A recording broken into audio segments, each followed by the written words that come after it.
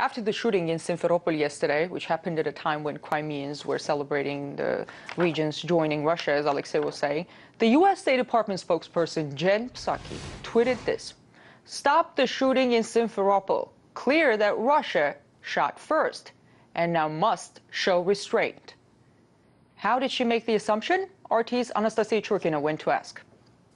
You tweeted several hours ago, stop the shooting in Simferopol, clear that Russia shot first. And I'm just curious, what is this clarity based on? What are the facts behind this statement? Well, Russia entered a Ukrainian base, and that's clearly an act that we have concerns about and shows their level of aggression in this case. So I think events on the ground seem pretty clear in our view, and I was just expressing a concern about the reports we're hearing on the ground.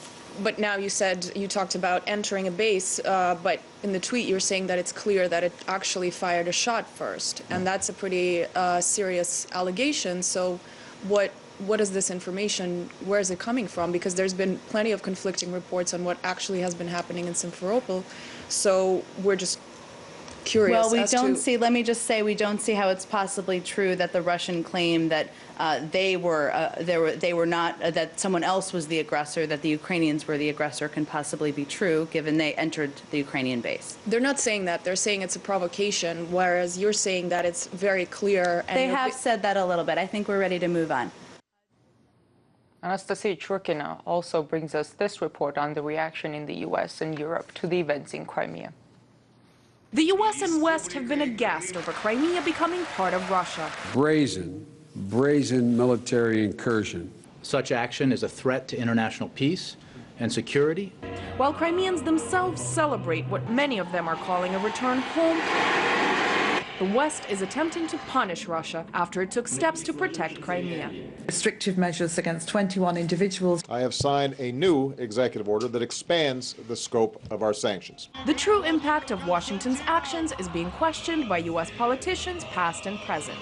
These sanctions are pinpricks. And, you know, we sent Secretary of State John Kerry to London to negotiate with Russian Foreign Minister Sergei Lavrov. That's like sending a cupcake to negotiate with a steak knife. And even U.S.-based journalists. What is the definition of success if this is being labeled a test of President Obama's leadership? Washington is wrapped up in an attempt to teach a crash course on the application of double standards. The law does mean something, and that there are costs attached, throwing its own short-term memory out the window. And we need to heed our responsibilities as nations to live by these international laws and standards so that we can expect that others will too. Accusing Russia of a land grab at gunpoint. Russia's actions in Crimea run roughshod across all of these fundamental principles and threaten the future of Ukraine. Warnings and threats steal the show. There will be additional and far-reaching consequences. With emotions flying high, seeing through the double standards may be hard to do. Crimea. In the case of Crimea, it turns out the referendum was a bad thing. But when the Falkland Islands want self-determination, it's a good. This doesn't stand up to analysis. Warnings of a further cost to come over Crimea reuniting with Russia are all the rage, as the West continues to pick and choose where on the world map to support and where to reject independence, flipping its own principles upon convenience.